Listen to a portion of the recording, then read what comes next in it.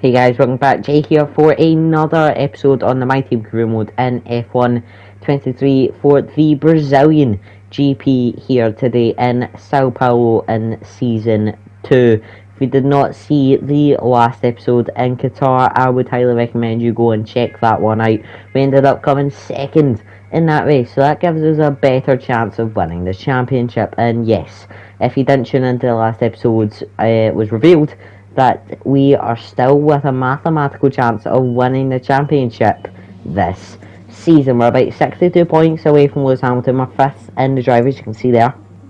And we got the news after the Italian GP when we came first, as you can see there. We finished ninth in Singapore, that was a bit of a drop off, and then we finished back up in the podium positions in second in Qatar. So we do have a mathematical chance. We're 62 points away, and if we, the only way we can win this championship is winning every single race for the rest of the season. That's it. Like that is the reality.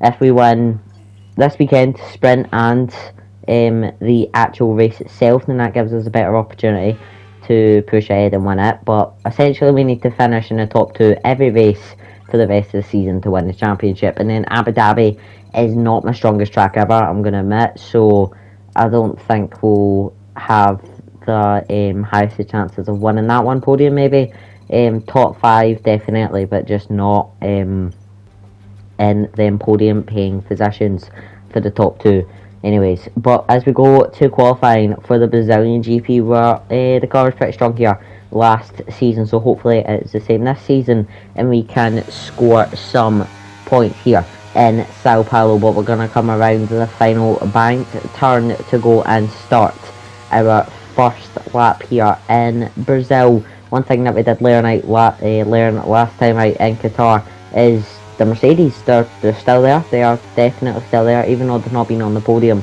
for the last couple of races.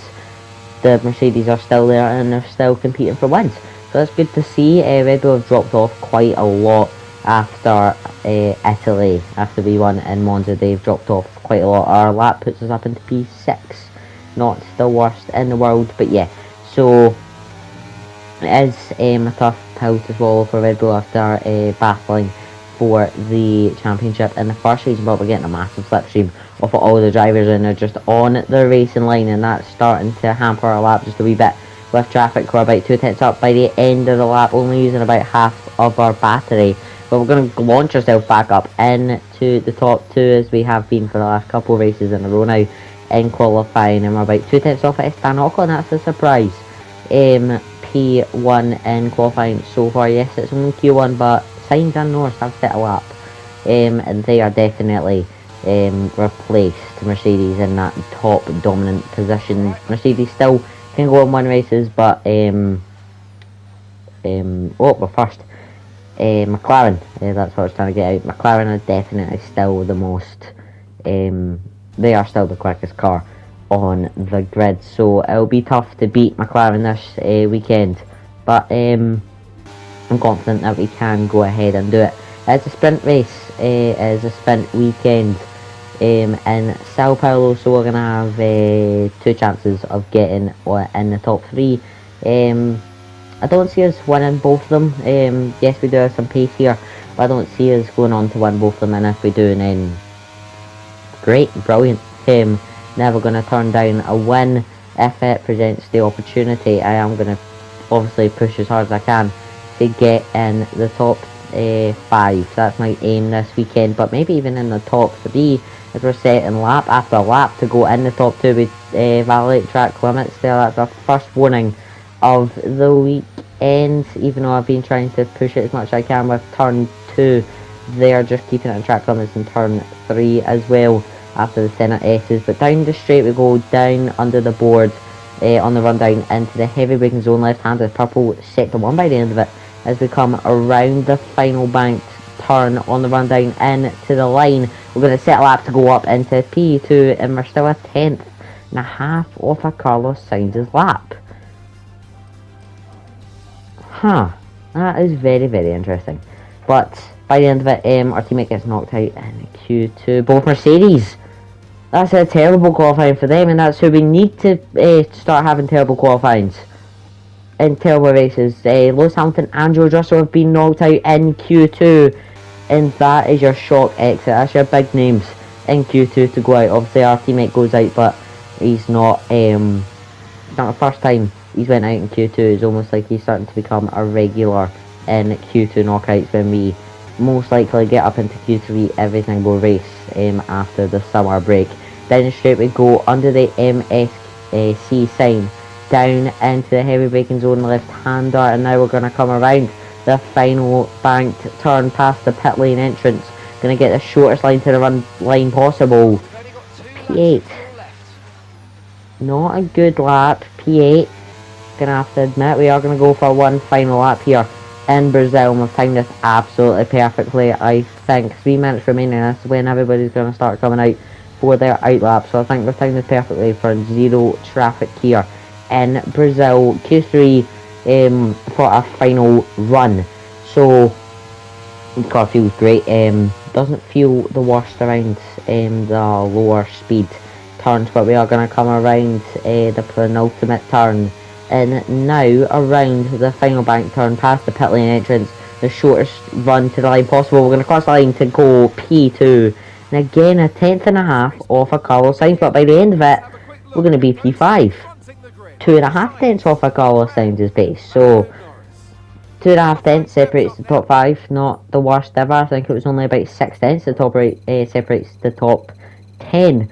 So it's starting to get a bit more tight, the midfield and the top 3, which, yes, on paper we are the midfield team, but performance-wise I think we are definitely in that top 3, and if not, we are about the 4th fastest car on the actual track. So maybe it is just generally down to where we are on paper, and that's why our teammate is starting to, having a bit of a problem during qualifying and stuff. But with the regulations, we are going to just try and push much we can to get as much as we can in, mostly prioritising aerodynamics, because I think that's where we lack. Powertrain, it's good to have the fastest engine on the car, but it's just part of the car, so we can obviously upgrade that next time. But let's go to the sprint, and I'm interrupting Crofty here. Let me go and let him speak. We get ready for today's sprint.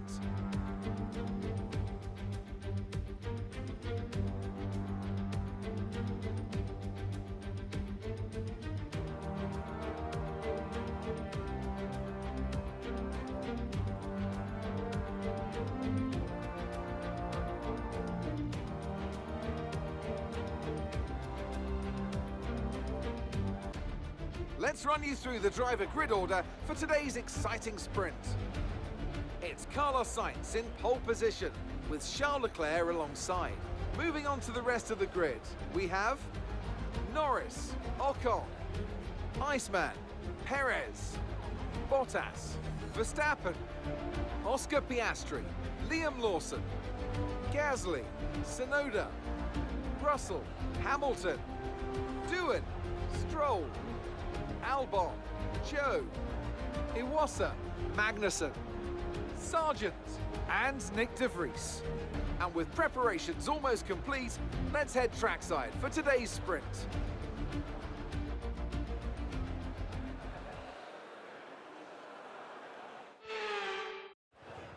Lining up on the grid now for the sprint race. Just a sprint. No pit stops, no nothing. It's going to be overcast here in Sao Paulo, not for the first time ever. It's going to go to the 5 red lights, and now it is lights out, and away we go. It's an okay start for me. It's a terrible start for Charles Leclerc and Lando Norris as they got held up. Carlos Sainz has had the nervous start. We're up into P2 by the start, by turn 1, and by turn 2 we're ahead of Carlos Sainz, and we're up into P1. We've had an absolute belter of a getaway from the line, and by the time we reach turn 4, we're going to be in the lead of the race in about comfortably 5 to 6 tenths in front of Carlos Sainz. We've had an absolutely incredible start off the line, but that is 8 laps in a sprint race, so anything can happen. Round the right hander we go. Carlos Sainz is still there, he's still lurking, and Lando Norris has made his way back up into P3 after briefly being overtaken by Esteban Ocon. Charles Leclerc had an absolute terrible start, so I think he's down to P6 or 7 as Sergio Perez has moved up, and to P5 the car almost started to spin on me there round the left hander, but now round the braking left hander is still in the lead. They've still got the pace to be in the lead. There's not much else to say, but here comes Carlos Sainz. He's got a good run on me. I am going to try and use ERS as much as I can as we go for the racing line, setting fast lap of the race. A 1:14.6, I think. Sorry, a 1:14.6, I think that was. But by lap 4, we did go past to go a 1:19.4, but Carlos Sainz got past to going down into turn 1, and there was literally nothing I could do. But I'm going to try and play the smart game. Our teammate is in the pits. Maybe something's gone wrong for him. Maybe he's had a collision and he's had an absolutely terrible race. As you can see there in the minimap, he's down in the pits. But we are going to send a dive bomb on Carlos Sainz. It's a risky one. We make contact, and that is definitely my fault.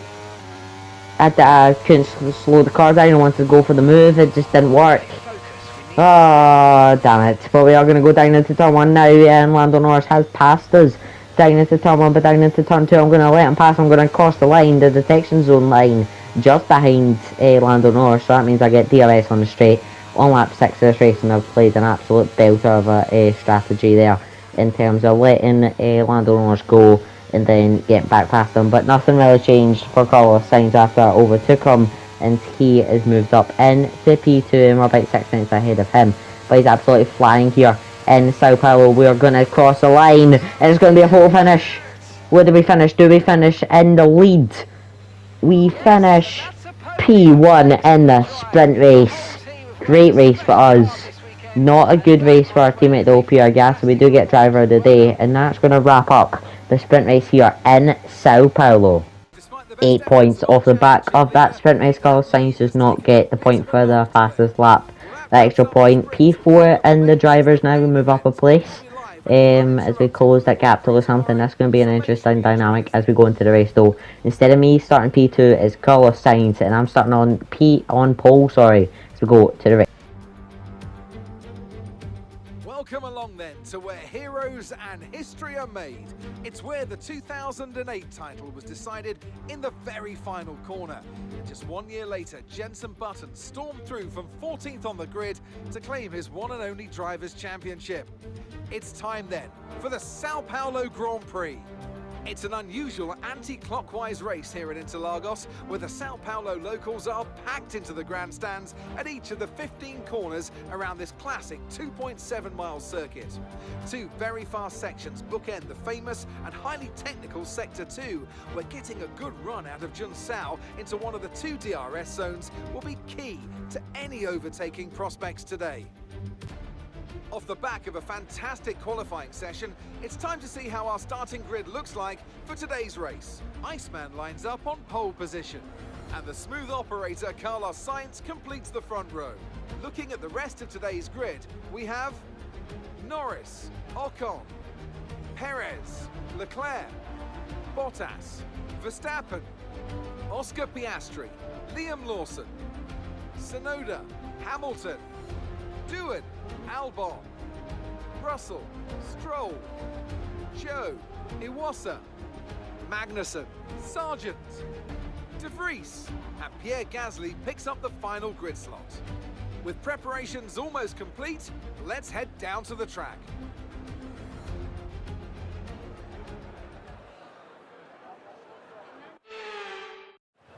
Lining up on the grid now, soft to medium set strategy. We are going to go for the Brazilian GP today. Lining up on pole, Carlos Sainz in P2. 5 red lights are on, and now it is light sight, and away we go. It's an okay start for me. We slide over the track though, covering off Carlos Sainz immediately. He's had a terrible start, and we're flying down into turn 1. We keep the lead down into turn 1, but there is Esteban Ocon down. He's struggling there in P3 to hold on to that, but Lando Norris had a terrible start, I think, as he lined up in 3rd place, unless he took a penalty, I don't know. But Charles Leclerc's up into P3, that's great for the Scuderia Ferrari team, but Esteban Ocon and Charles Leclerc are trading places, and Liam Lawson is almost just waiting for them to make a mistake, as he can maybe move up into the podium paying positions and get his first podium in Formula 1. That'd be an interesting dynamic to see him try and get his first podium in that Aston Martin, which does have some pace from time to time, just like real life. But we are still in P1 by the time we reach the final sector, still ahead of Carlos Sainz by about 5 to 6 tenths, almost like the sprint race. We're going to deploy ERS all the way down the main straight and round the final turn now to cross the line to start lap 2 in P1. By the time we get to lap 7, Carlos Sainz has been overtaken by Esteban Ocon, and he's had an absolute great race, Esteban, he has. But here goes Esteban down the inside of that turn, the last turn, sorry, but Carlos Sainz is going to try and get the runaway down into turn 1, but DRS is activated, so that means I'm going to get DRS on Esteban Ocon. Can we try and play this smart? Are we just too far back to make the move though? We're absolutely going to fly after Esteban Ocon.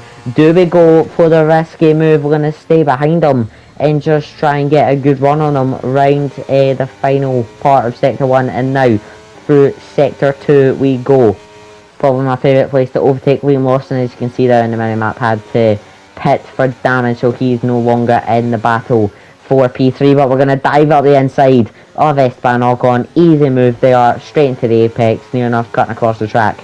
We are up into P1, but Carlos Sainz moves up into P2 after we overtook Esteban Ocon, and that's good for him. But we are going to peel into the pits now. Carlos Sainz is going to continue. Esteban Ocon is not going to continue. Valtteri Bottas does, but so does Lando Norris. Him and Carlos Sainz are continuing.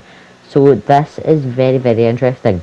Are they going to double stack, or are they going to wait for a safety car and then double stack? Either way, they're double stacking, and that's great for me. Well, we are going to come out of the pits. Our teammate stays ahead of us, but that is great for us. We stay ahead of Charles Leclerc and Esteban Ocon. That's what we needed out of that pit stop, preferably to stay ahead of Esteban Ocon. But having an extra car being Charles Leclerc in between us and Esteban is great news. So we're just going to have to try and push on our outlap and then on the lap after our outlap, so we can try and catch up to Carlos Sainz and Lando Norris after they make their pit stops.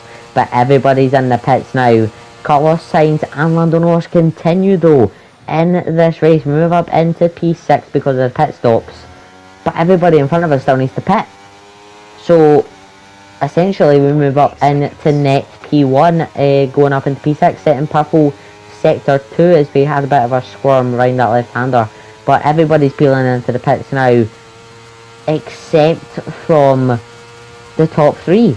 Lando Norris, Valtteri Bottas and Carlos Sainz stay out. What is the strategy they're trying to pull here? Because again, they're just going to fall back, and I'm going to go back up into the leads. Unless they've pitted and had an absolute great strategy and they've just pulled the gap. But there you go, all into the pits except Lando Norris now.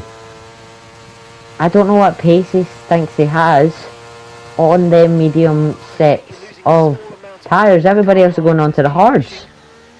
I'm not going to have to worry about Carlos Sainz. He's on the hards and I'm on the mediums. Therefore, I've got more pace. Yes, the hards last for longer as we go down into turn 1, and Esteban Ocon's trying to give us a good scrap. But finally, Lando Norris comes in. Oh, sorry, it was Charles Leclerc. And finally, there goes Lando Norris into the pits. It's such an odd strategy on lap 16 of the race. I don't know what's happening, but on lap 22, now going on to lap 23, we've pulled a 3.8 second gap to Esteban Ocon, who is in P2. But he might be under pressure from Carlos Sainz. He is under pressure from Carlos Sainz. Going on to the final part of the final lap. It is going to be a double win here in Sao Paulo. A win in the sprint race and a win in the actual race. We're going to cross the line to win the Brazilian GP in Season 2 after finishing in the points just in our last race here in Sao Paulo. What a race. We get driver of the day as well, and quite rightly so. We absolutely dominated that race. What a race. Comes to an end then, and it's a thoroughly deserved victory. Tell me, Ant, how do you think they were able to deliver such an incredible result today? I really feel the track layout combined with the track temperatures we saw today suited their car. These cars come alive when the tyres are just at the right temperature, and the driver did a great job managing that as well. They just look so comfortable out there. It's like anything, it always looks so easy when it all just clicks. Well, I'm thoroughly exhausted after the excitement of that. Not the first time we come out to celebrate the top step of the podium, and hopefully not the last time. You can see the wee skip jump there trying to do the heel click. Didn't quite work out though. It's better than I can do in real life anyways. But Carlos Sainz, finishes in P2 with Esteban Ocon, a shock podium for him.